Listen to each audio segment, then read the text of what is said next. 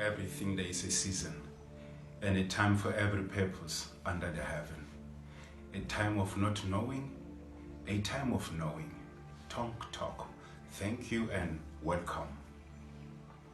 The name Krishna and the name Christ, these two names are the same. Krishna, Christ. Krishna, Christ. They are the same because they both have the potency.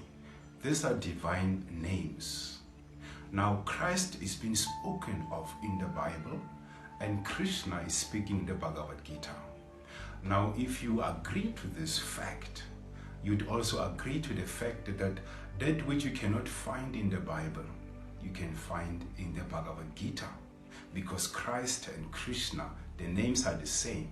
And the intention also is the same. Intentions of the scriptures are to liberate a soul.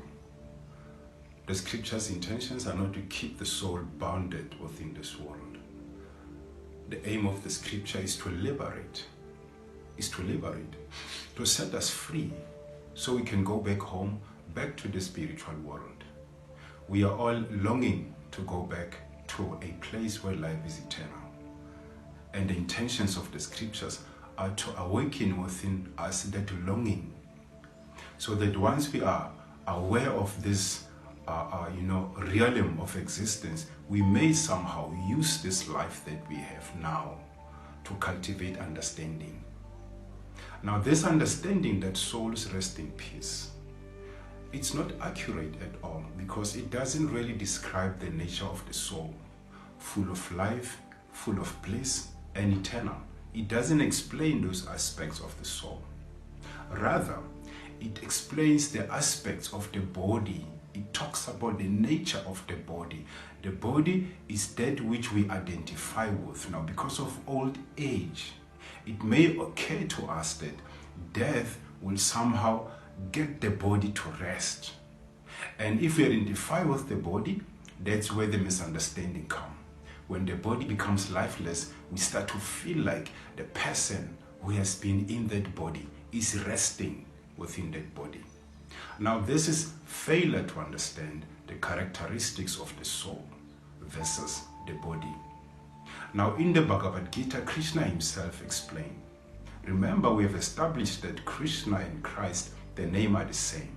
So within the Bhagavad Gita, Lord Krishna explains that for the soul, there's neither birth nor death. What to speak of resting? Now, these scriptures are there in order for us to cultivate knowledge and to cultivate a proper understanding.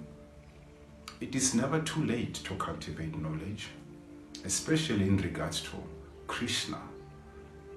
Now, many of us, because we are always in the streets, we go out in the streets almost on a regular basis to distribute the book titled The Science of Self-Realization. Now, within this book, there's ample knowledge in regards to the soul and life in this world, in regards to God, in regards to Krishna and Christ.